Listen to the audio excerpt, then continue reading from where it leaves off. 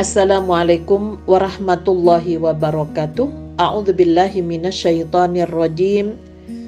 Bismillahirrahmanirrahim. Alhamdulillahilladzi arsala rasulahu bil huda wa dinil haqq liyudhhirahu 'alad dini kullih walau karihal musyrikun. Asyhadu an la ilaha illallah wahdahu la syarikalah wa asyhadu anna Muhammadan abduhu wa rasuluhu la nabiyya ba'dah. Pemirsa dan pendengar yang dirahmati oleh Allah, bahwa setiap perbuatan yang dilakukan manusia itu mengandung konsekuensi dipuji atau dicela. Dipuji oleh satu pihak dan dicela oleh pihak yang lain. Dan tak ada satupun tindakan yang dipuji oleh semua manusia, meskipun hal itu tindakan yang sangat-sangat baik, dan tak satupun pula tindakan yang dibenci oleh semua manusia di dunia, meskipun tindakan itu jelas-jelas jahat dan buruk. Oleh karena itu, mengharapkan simpati dan dukungan semua manusia itu hanyalah sebuah hayalan semata. Hal ini mustahil terjadi betapapun kita menginginkannya. Hanya anehnya masih ada orang yang ingin menarik simpati semua kalangan. Seperti halnya ada orang yang ingin bersahabat dengan malaikat tetapi berkawan dengan setan. Sehingga sesekali ada orang berbuat taat hanya untuk menyenangkan teman-temannya yang baik dan taat, dan sesekali menyengaja berbuat dosa untuk meraih simpati para durjana. Kalaupun cara ini ditempuh, itu tidak bisa menyenangkan kedua belah pihak. Maka orang yang beramal dan berbuat untuk dipuji semua orang, atau meninggalkan sesuatu karena ingin menghindar dari celaan semua orang, itu bisa dipastikan bakal menjadi orang yang bingung. Langkahnya terus dibayangi kebimbangan, ingin berbuat begini takut dicela pihak yang ini, ingin berbuat begitu takut dicaci pihak yang itu. Maka orang yang berakal senantiasa menjadikan kebenaran sebagai acuan setiap tindakannya, bukan karena landasan pujian atau celaan. Karena apapun pilihan yang diambil, tetap tidak mampu memuaskan semua orang. Karena pada kebenaran ada potensi celaan, pada keburukan ada peluang cercaan. Hanya saja bersabar menghadapi celaan, karena menjalankan ketaatan itu bernilai pahala yang besar. Sedangkan dicela karena maksiat adalah kehinaan di dunia, kesengsaraan di akhirat. Maka janganlah kita takjub kenapa kebenaran juga menuai celaan. Karena kebenaran itu memiliki musuh. Pada ketaatan itu ada pula penghalang. Bahkan bisa jadi musuh kebenaran itu lebih banyak daripada musuh kesesatan. Karena kebanyakan manusia justru cenderung kepada kesesatan. Sebagaimana firman Allah pada Quran surat Al-An'am ayat 116, "Wa in tuti' aktsara man fil ardi yudilluka an sabilillah." Dan jika kamu menuruti kebanyakan orang-orang yang di muka bumi ini, niscaya mereka akan menyesatkanmu dari jalan Allah. Ayat ini sekaligus menjadi rambu-rambu bagi kita agar tidak menjadikan suara kebanyakan sebagai barometer kebenaran. Kebenaran adalah apa yang dikatakan benar oleh Allah dan Rasul-Nya, meski sedikit pendukungnya, sebagaimana firman Allah pada Quran surat Al-Baqarah ayat 147, Al-haqqu mir rabbika fala takunanna minal mumtarin. Kebenaran itu adalah dari Tuhanmu. Sebab itu janganlah sekali-kali kamu termasuk orang-orang yang ragu. Kalau kita menyimak dua ayat yang terdapat pada Quran surat Al-An'am ayat 116 dan Al-Baqarah 147, tergambar oleh kita bahwa kebenaran tidak selalu berada di pihak mayoritas. Malah seringnya kebenaran hanya diikuti oleh minoritas. Wajar jika mereka menuai celaan dari para penentangnya. Karena itulah, tatkala Allah menyebutkan ciri khas orang yang mencintai dan dicintai oleh Allah pada Quran surat Al-Maidah ayat 54, maka Al-Quran menyebutkan salah satu karakternya, wala yakhafuna laumata laim, dan tidak takut celaan orang yang suka mencela. Sehingga tidak ada yang menghalangi mereka untuk menjalankan ketaatan kepada Allah dan memerangi musuh-musuhnya untuk menegakkan hukum-hukum Allah, menyeru yang ma'ruf, mencegah yang mungkar. Para pencegah tidak akan menghentikan mereka, para penghalang tidak akan menyurutkan langkahnya, dan para pencela tidak mengendorkan mereka untuk itu. Maka bergabung di jalan kebenaran berarti bersabar untuk menghadapi celaan dari para penentang kebenaran. Dan ini adalah mudah bagi yang dimudahkan oleh Allah ketika kita menyadari konsekuensi ini.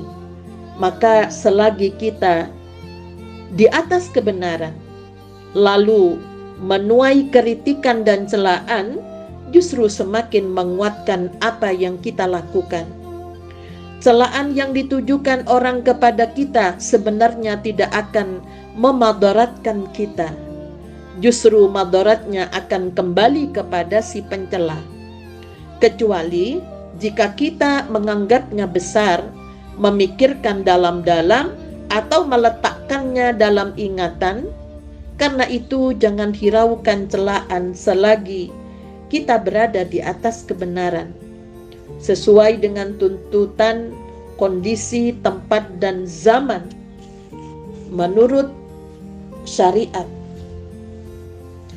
Maka janganlah kita seperti orang-orang munafik yang mereka bingung lantaran tidak siap berhadapan dengan celaan orang-orang yang ingkar atau kafir dan cercaan orang-orang yang sesat. Karena itu mereka datang kepada orang-orang beriman dengan membawa bendera keimanannya, lalu datang kepada orang-orang fakir dengan bendera kekafirannya.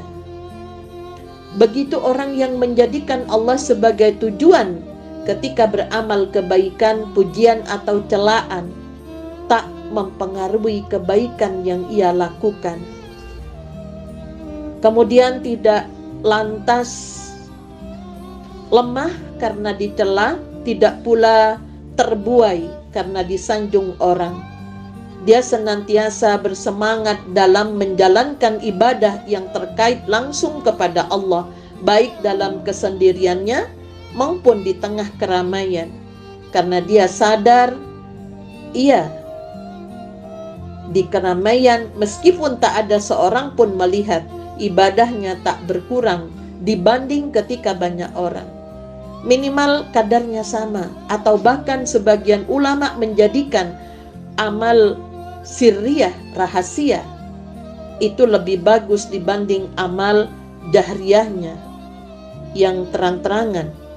Sehingga kalau kita memperhatikan pada Quran surat An-Nahl ayat 90, Innallaha ya'muru bil adli wal ihsani wa ita'i dzil qurba wa yanha 'anil fahsya'i wal munkar.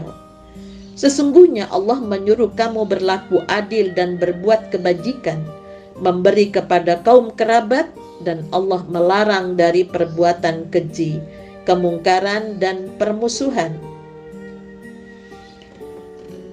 Kalau kita memperhatikan bahwa berbuat adil adalah ketika amalnya untuk Allah sama bagusnya antara saat sendiri dan saat di tengah keramaian, maka kata ihsan, berbuat kebajikan dari sisi kualitas, adalah ketika amalnya di saat sendiri lebih bagus dari amalnya di tengah keramaian.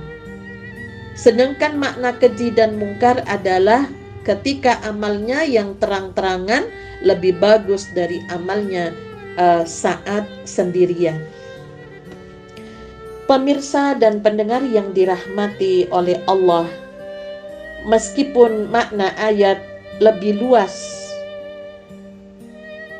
tapi setidaknya hal ini menunjukkan perhatian ulama akan pentingnya memperbaiki amal saat sendirian, karena hal ini bisa lebih melatih keikhlasan.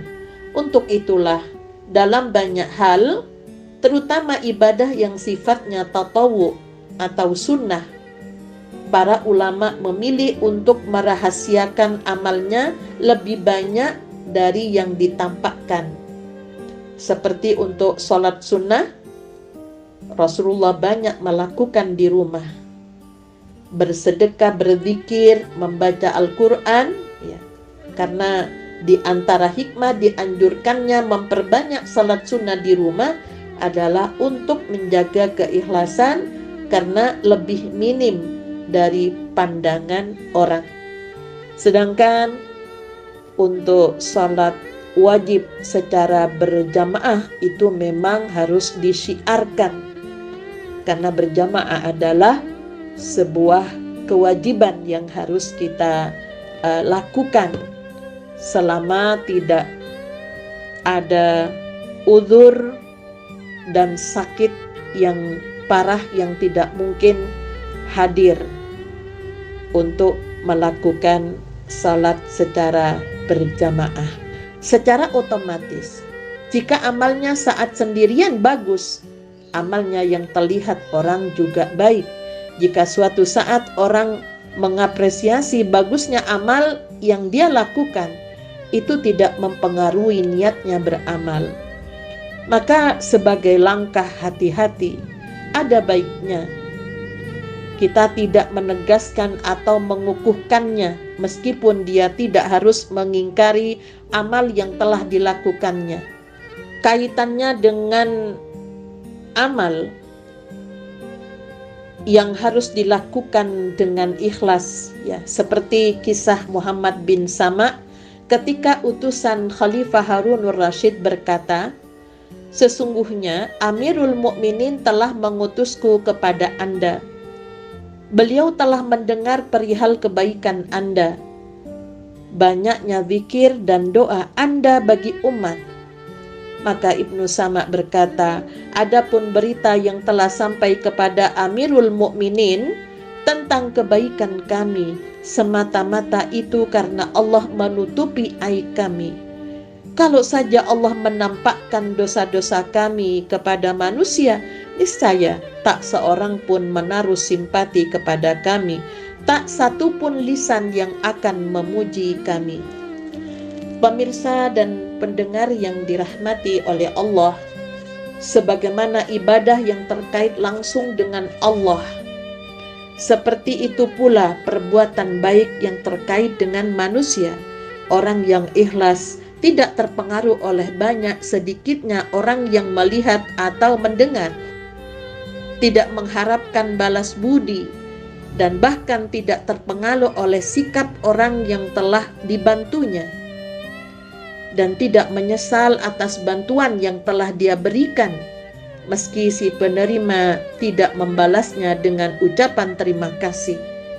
Bahkan meskipun maksud baiknya justru mendapat tanggapan yang tidak menyenangkan. Keadaannya seperti orang yang dikisahkan oleh Allah pada Quran surat Al-Insan ayat 9, innama nut'imukum liwajhillahi la nuridu minkum jazaa'a wala syukura.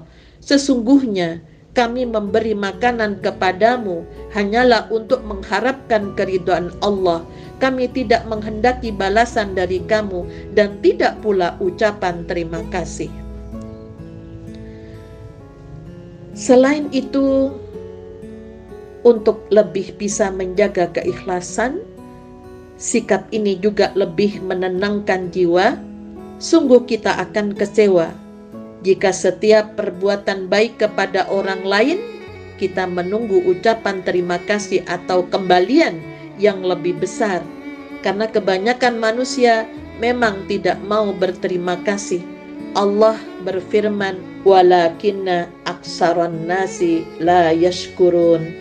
Yang kebanyakan memang manusia tidak pandai berterima kasih. Pemirsa dan pendengar yang dirahmati oleh Allah, bahwa berbuat dan bertindak sesuai petunjuk Allah dan mengharapkan balasan dari Allah itu adalah pangkal kebahagiaan dan ketenangan di dunia dan akhirat. Maka tidak sepantasnya bagi kita takut dicela selagi berbuat karena Allah dan di atas jalan yang telah digariskan oleh Allah, dan tidak pula kita haus pujian, karena jika kita berada di atas ketaatan semata-mata itu adalah karena karunia Allah. Allah pun yang layak untuk dipuji. Nasrum minallah wa fathun qarib wa basyiril mu'minin walhamdulillahi rabbil alamin. Assalamualaikum warahmatullahi wabarakatuh.